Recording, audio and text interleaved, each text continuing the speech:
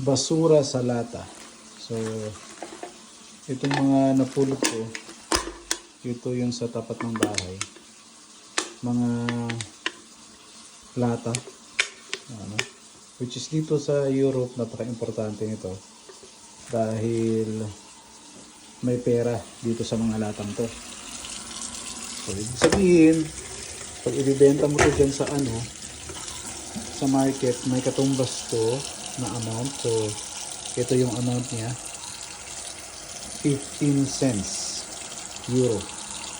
So, napakalaking bagay na ito kung makakaipon ka ng maraming lata. Kahit anong lata, soft drinks, beer, o kaya yung mga sparkling water na usong-uso dito sa Finland.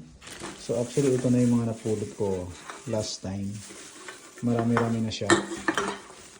Plus ito mga bote ng plastic, which is may pera rin to. Kung makikita mo sa likod, ayan, makikita mo 20 cents euro. So kung makakaipon ka nito ng 5, meron ka ng 1 euro. Which is napakalaking bagay. Pang grocery mo na. Diba?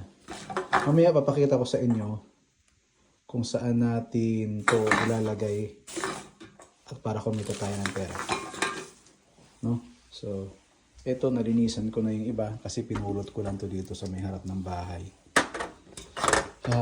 Kasama naming apartment dito yung may mga lalaki dyan na umiinom lang ng yoyosi. Tapos ayaw nilang magbenta. Tinapon lang nila dyan sa may mga halamanan. So, pinagtiisan ko, pinulot ko, kahit medyo nadumihan yung pantalon ko.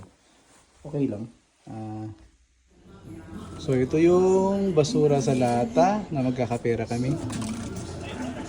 Yun. Tapos, ilalagay mo lang siya niya dyan. Magka-count siya kung magkano per euro. Ayun.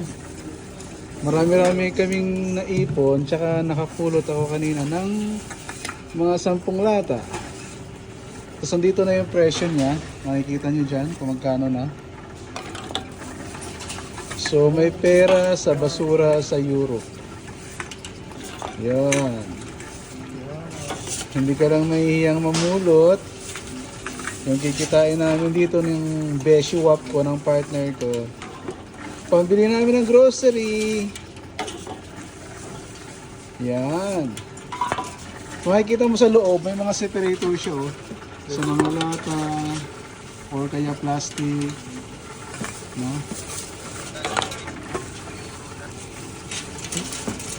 So, makaabot to ng mga 3 euro. Siguro.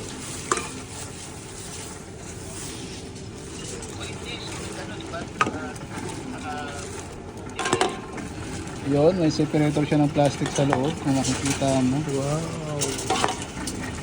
Wow. So, 350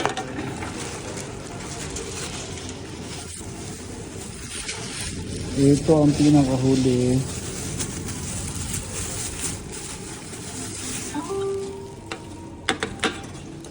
Ay, kumuha na agad, may isa pa ako. sayang. Ayun, nag-count. Sayang, hindi na yung So, ayun na. Kumita. Kumita na kami ng ayun 3 euro and 85 cents. Kasama tong 15 cents. So, pwede na namin to pang grocery.